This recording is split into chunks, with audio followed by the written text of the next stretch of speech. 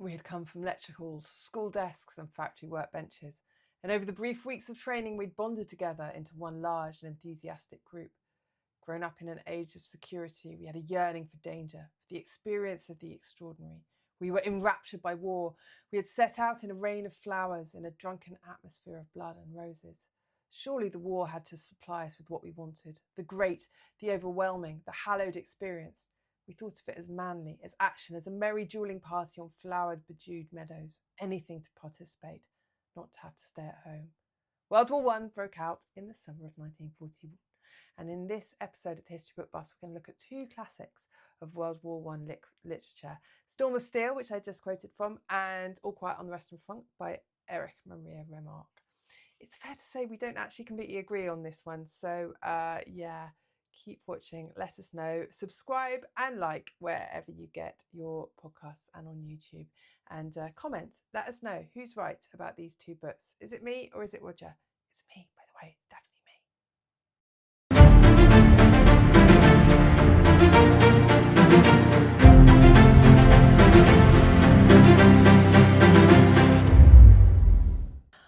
So, Roger, two absolute classics of World War I literature. Bangers, yeah. And interestingly, we've decided it would be quite cool to not do the British perspective, because we think obviously everybody, I mean, not that these books are underrepresented in the canon, but, you know, people might have more of a sense of the British view of the trenches. Yeah, in general. And I think we're kind of going one particularly well known, which is All Quiet on the Western Front, which a lot of people will know. And then one slightly less well known, but still, it's certainly in its modern translation, you know, it's getting up there. But a really interesting counterpoint to Remarque's Western Front book. So yeah, so they're hence two the logic. Different books. I'd obviously read All Quiet on the Western Front, but not since I was about 17. So it was an absolute joy to come back to it. And then I had never read Storm of Steel by Ernst Jünger. And I was blown away by it, but not in a good way. Well, I was a little bit more ambivalent about it than you are, but let's get into it anyway. Because so we're going to have a talk about these two books, and then at the end we're going to recommend some other non-British perspective books on World War One. Indeed. With a veer towards fiction, this and memoir really this time. Indeed. Out of your comfort zone. You're not completely fiction completely. And Roger Moorhouse. I'm out on a limb. Yeah, with a saw. All right, so All Quiet on the Western Front, Erich Maria Remarque. Yes. So it's a semi-autobiographical novel. Remarque was in the trenches, and he wrote the book, and it was serialised in 1928, I think, and then published in 1929. And then the first film of it came out in 1930, and we're going to talk about that film a little later because it's pertinent. And it follows the adventures, that's quite a kind of bullish, kind of famous five-ish word. Yeah, considering maybe not the right word. Yeah, so it follows travails of a group of very, very, very young German boys who go filled with vim and enthusiasm and patriotism to fight for the Kaiser, and go to the trenches full of this incredible vim and come back broken and crushed. I don't think that's a spoiler. Is that a spoiler? No, I don't think so. No, but you see, I mean, it's what I loved about it. Again, rereading it, I'd read it like you years and years ago, and then rereading it. I thought it was much more ambivalent than it's usually portrayed. It's usually portrayed in this kind of quite simplistic as being an anti-war novel, which of course it is, but he alludes to so much of the stuff that's coming. Not that when he wrote it, like you said, he wrote it in installments starting in 28, but he didn't yet necessarily see what was coming because it hadn't got there yet, but he's alluding to that whole concept of a sort of lost generation, both lost, both physically because they've been killed, but also those that survived have been kind of spiritually, morally lost. Yeah. He writes about all of that stuff, which is very prescient, I thought. And that I found fascinating. When you know, obviously we now know what comes afterwards. He didn't when he was writing it, but you can see he's referencing that stuff in the book. And there was one quote that I wanted to just read out, if I may, which just struck me as brilliant. So he said, one thing I do know, while we are in the war, we will rise up again when the war is over, and that's when the real life and death struggle will start. The days, the weeks, the years spent out here will come back to us again, and our dead comrades in arms will rise up and march with us, and our heads will be clear, and we will have an aim in life. And with our dead comrades beside us, and the years we spent in the line behind us, we will march forward. But against whom? Against whom?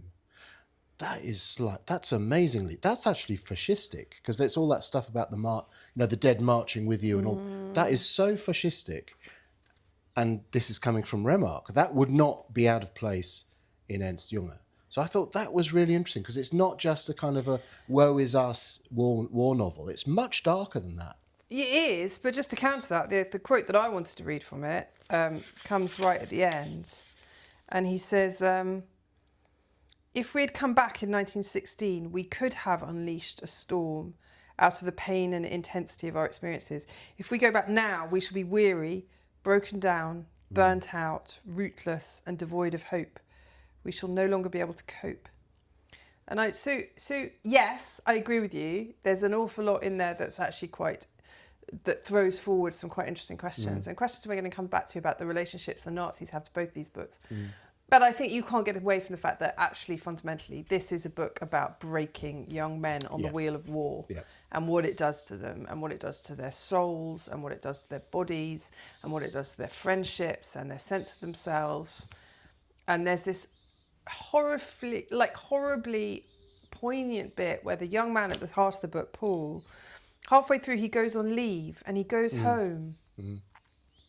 And just in that bit of leave, he's just so dislocated from the person he was when he went and the person that he will be in the future and the home that he considered that he was fighting for. I mean, that's the painful thing. He was fighting for this tiny patch of Germany, although he doesn't entirely know why. And he goes back to it and he's an absolute outsider. The war has turned him into a stranger in his own land. Yeah. And that's a common trope across a lot of war writing, isn't it? It's what in Vietnam they used to call rotating back to the world, and then not being able to cope with that, and then wanting to go back to the field again. That's a very common trope. But it's interesting that he kind of presages that. But that thing about that shift, if you like, so the quote I read, which is from about a third of the way through versus what you read at the end. I suppose that's the narrative arc, is from this, from the sort of the enthusiastic patriot to the what the hell are we doing? What are the consequences of this going to be? Which was my quote, more or less, and then coming round to the end, which is crushed by the experience. Yeah. And I think the salient moment is that, which everyone I'm sure will remember, is the death of his friend Kat. Yeah. Which is searing. And even rereading it and having watched it on the television in various, film representations, it still brought a lump to my throat when I read it again. Just the most astonishing scene. I mean, I think one of the most harrowing deaths in literature, to be honest. Full disclosure, I haven't seen the new film. Is it worth seeing? And how does it compare to the other films? Well, the new film, I thought, it's beautifully done, it must be said. It's really powerful in its representation. All the sort of modern tweaks of modern cinematography. Some brilliant scenes.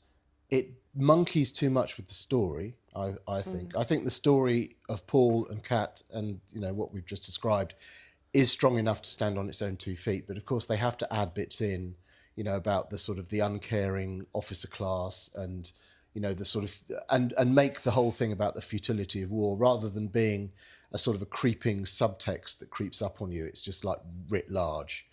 So that kind of gets a bit annoying. I think they've monkeyed with it unnecessarily. Okay. But it's still visually fantastic. Okay.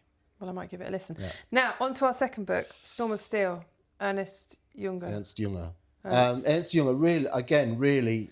So hang on, just to be clear, so Remarque is semi-autobiographical novel, Yeah. whereas Storm of Steel is a memoir. A memoir. Yeah, yeah. So he started the war as an ordinary soldier, as a private, worked his way up, became a lieutenant. I think was he a captain by the end of the war? Had successive promotions, ended up as the youngest recipient of the Paula Mérite, which is the German equivalent of the VC. Okay, wow. So, he Is was that absolutely... because he's a complete mentalist? It might be. I mean, there is the whiff of berserker about him, isn't there? The whiff of berserker. He's like berserker-tastic. Yeah. He's the berserker to end the berserkers. Yeah. So, he's on the Western Front. He fights on the Somme, and then various later battles of Passchendaele. Was it Passchendaele later on in 1917, I think? Is injured something like 14 times in the war. And whether it's...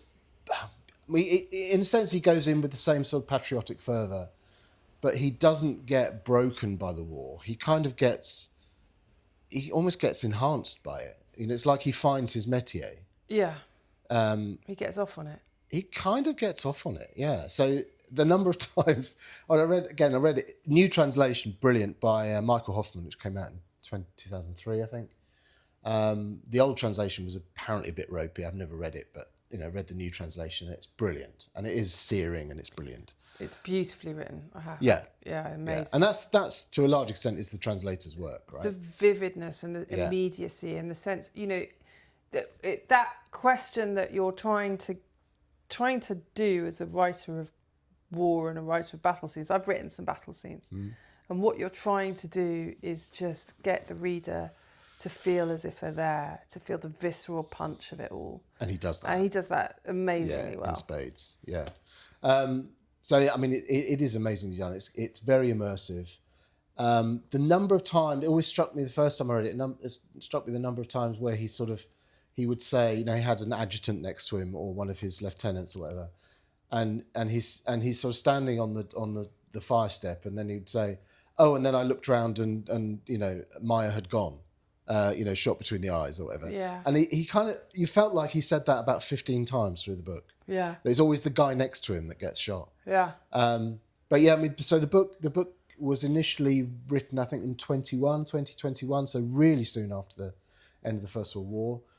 It did have an early English translation, which is the one that was supposedly no good. So you want the later translation, Michael Hoffman, 2003. Jünger himself is very interesting, because when you look at the contrast between how they were treated and how they were viewed by subsequent generations, then that gets really interesting. Well, let's come back to that. I just want to talk a little bit about why it didn't do it for me. Right, go on. Because this is a classic book, and I absolutely understand that it's brilliantly written, and I also understand it's the beginning of modernism. I get what it's doing, right? This is the divine frenzy of war. We see it in other... It's quite cold. It's unemotional. Yeah. So he's Achilles at Troy. He's a kind of berserking... What's the guy in Apocalypse Now? He's like lost in the jungle. Yeah, Kurtz. Colonel Kurtz. He's, that's who he is, and that's fine. And it's really, really well done. My issue with it compared to All Quiet on the Western Front, and I think it suffered in comparison to being reading at the same time, is that there is no humanity in it at all, right? There's no sense of who he is as a person, apart from being a bit mental and getting off on war, or of the people around him. People are being blasted. They're being snuffed out. They're dying all around him. Yeah. We know nothing about him because he doesn't care about them. He's a sociopath. And there is that. I was going to say he's a sociopath. That kind of comes across. And which... makes for a very interesting read, it makes for a very clever read, it makes for a very dramatic read, and it makes for a brilliant read if you want to know what it felt like to be in the trenches, right? What it doesn't do is let you know what it felt like to be a human who cared about other humans in the trenches. And All Quiet on the Western Front does that. That's very true. Very profound and beautiful and searing way. And I felt like I got to the end of Storm of Steel and I knew a lot about what it sounded like to be in the trenches and nothing about what it felt like to be in the trenches. Yeah. So I suppose that's the two contrasting visions. Is that you've got this sort of bluff, unemotional, the mirage of heroism in Storm of Steel, and then the other side you've got that sort of idea of the emotional overload, the futility at the end, the futility of it. They're two contrasting visions, right? And that then feeds into how they're treated, how they're respectively treated post-war. Yeah, but I also see that there is definitely a place in the literature for those people who like war because they exist. And actually, fictionally, our our sense of war has been completely coloured, in fact, by World War I literature, in the sense that, all books about war are supposed to find it, utterly dismal and dispiriting and terrible and awful and whatever. And actually, before World War I, there were millennia of fictional representations of war that saw glory and honour and friendship and whatever. Yeah. All of which are also part of it, right? I mean, so I do see that it isn't a necessary thing for a book about war to just be single-lensed around futility. I get that.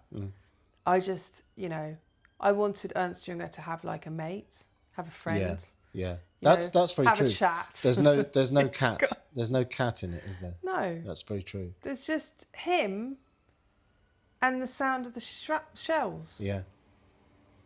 Yeah. And all brilliant, but and bearing all of that cold. in mind, it is brilliant. But you're right. It kind of doesn't have a heart. Somehow. No, it has all the other senses brilliantly. But not the heart. Which, yet again, I feel like we've gendered this podcast, and I'm like, oh, where are the feelings? I'm sorry about that.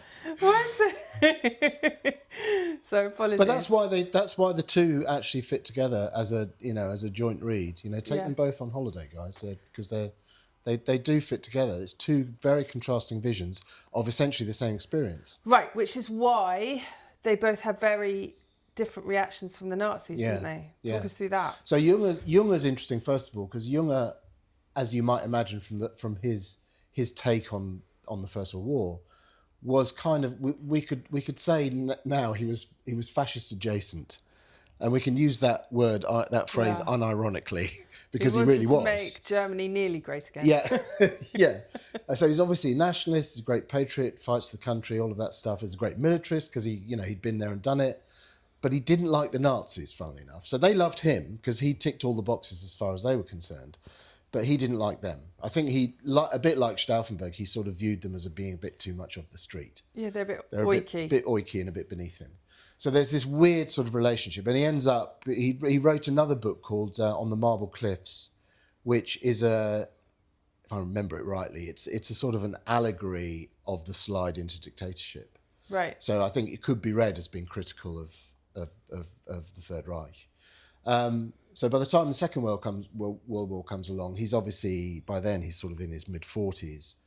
And he ends up with some sort of, desk job in occupied Paris, which, if you're going to be a German in World War II, like, that's where you want to be. There's nowhere else better than, a desk job in occupied Paris, and that's what he got. Yeah. And as far as I remember, he basically spent the rest of the war in occupied Paris, survived the war. He actually lived until I think he was 103 when he died, which is mad. Blimey. Which is like 1998, I think he died.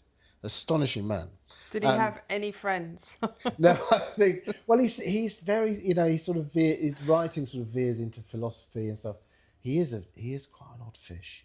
He's quite an odd fish. Yeah. So, yeah, I mean, whether he had his close buddies around him, I'm not sure. So Remarque, on the other hand, the Nazis hated him. So I was reading about the fact that the first film was as soon as 1930 because it was a wild success, the book. It hit at the right time, I think.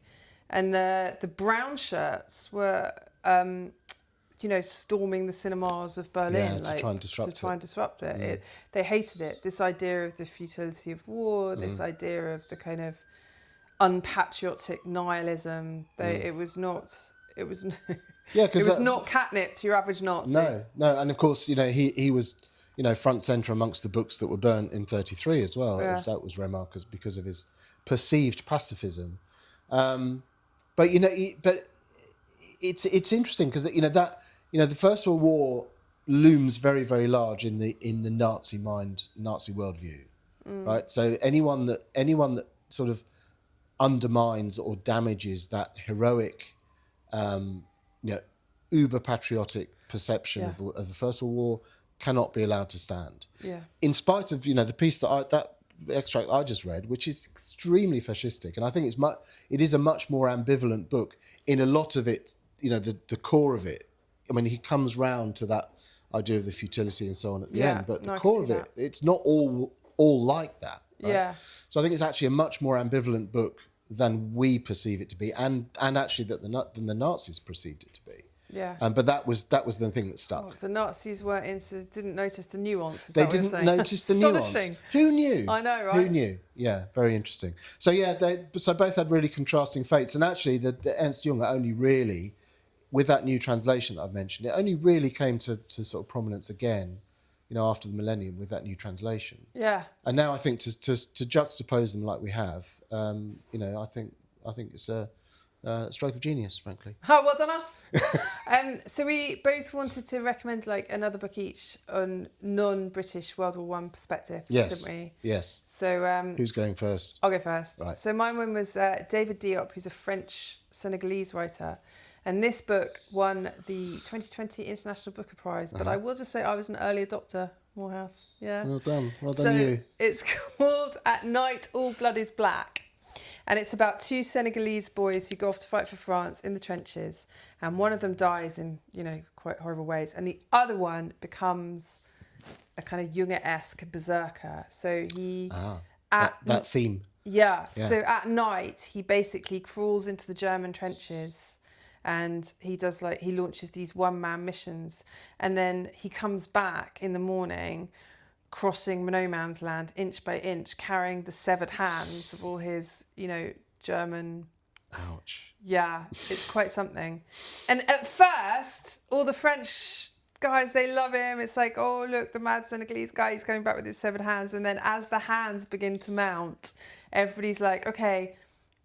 that's a bit much. And there's this wonderful sense that he says explicitly at one point that I remember in the book that, they want the top brass wants their soldiers to have an edge of madness, but not too much madness. Yeah. It's finding the exact amount of madness that gets you over the top of the trench, but not collecting the severed hands of your enemies. Which takes us back to Colonel Kurtz in the jungles of Vietnam. Yeah, exactly. Where's the line? Yeah, right? where's the line? Yeah. And the line in our two main books, Paul's line is very different from Jünger's line, right?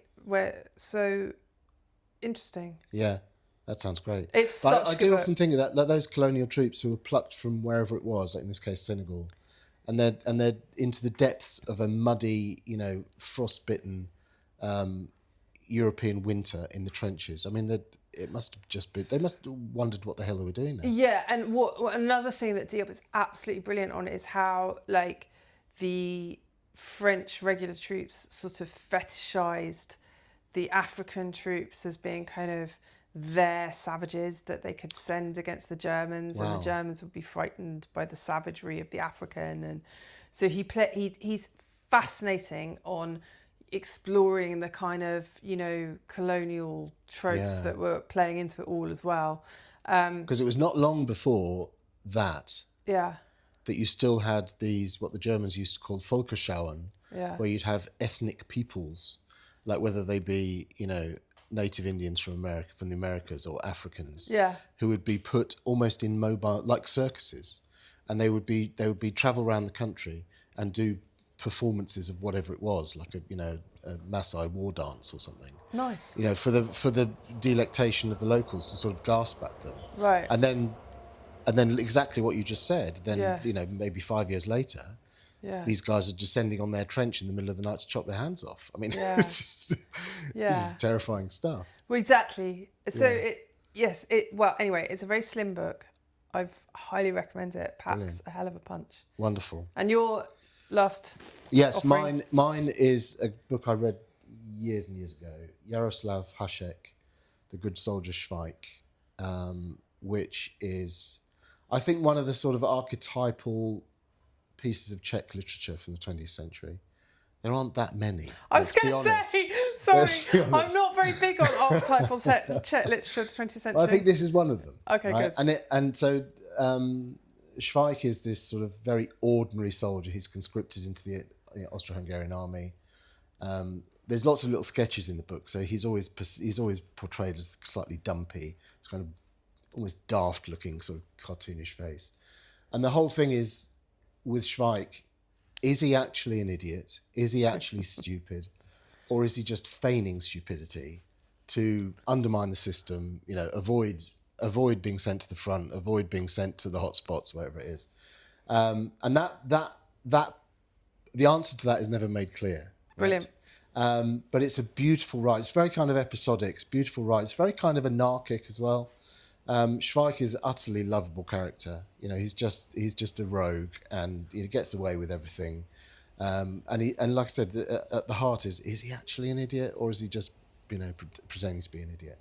But what's interesting about it in a sort of Central European context is that I think it sums up a little bit. I might upset all the Czechs listening, but it sums up a little bit of the sort of Czech character. In that, if you juxtapose it with the Poles, right? The Poles is all about the martial dash and all about, never defeated and fight to the end and all that sort of thing. They're very kind of belligerent or they see themselves in their tradition as that. The Czechs are a bit more circumspect about things. Yeah. So, so Schweik in a way is a kind of a representation of that, which is that, there's this authority up there, the Austro-Hungarian state is sending you to war. And what are you going to do? I don't really want to fight. So you just kind of get out of it however you can. And I think our does. one Czech listener has just switched It's off. just switched off, exactly. So listen, Roger, just to finish off with one question. Okay, you're in the trenches. It's 1916. Are you a berserker or are you a wibbler? I'm probably a Schweik, actually. I'm probably a Schweik. A Nobody berserker or a Schweik. I mean, those are the two extremes. Nobody can tell if you're really stupid or just faking it. Yes. Okay, well, let's hope that's not how people view our podcast. Right. Wonderful. Brilliant. See you next time. See you next time.